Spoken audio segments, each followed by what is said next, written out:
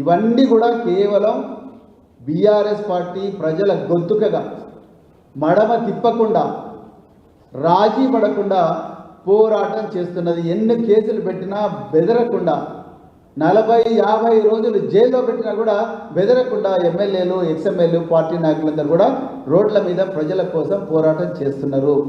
మీరెన్ని social media వేదికగా ఎన్ని ఇబ్బందులు పెట్టినా మా వ్యక్తిత్వాన్ని హననం చేసినా కూడా మేము బెరవకుండా మీ దోపిడీని నిరంతరం మేము బయట పెడుతూనే ఉంటాం.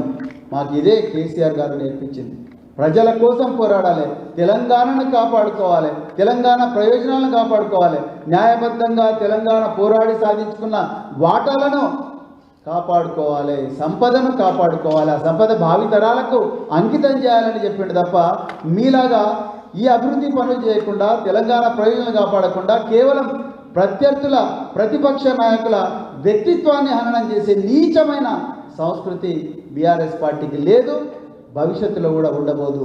అందుకొరకు మీరు 100 గంటలు ఇంట్రాగేట్ చేసినా మీకు తెలిసేది ఒక్కటే, మా గుండెలు చింపినా మా గుండెలు చీల్చినా మీకు కనిపించేది కేవలం తెలంగాణ ప్రజలు, తెలంగాణ భవిష్యత్తు మాత్రమే. మీలాగా దోపిడీ దొంగతనాలు చేసే సంస్కృతి మాకు లేదు. కేసీఆర్ గారు ఎప్పుడు కూడా అది నేర్పించలేదని చెప్తూ మరొక్కసారి తెలంగాణ ప్రజలు ఈ విషయాన్ని గుర్తించాలి. మళ్ళీ చెప్తున్నాను, ట్యాపింగ్ అనేది నేరం కాదు.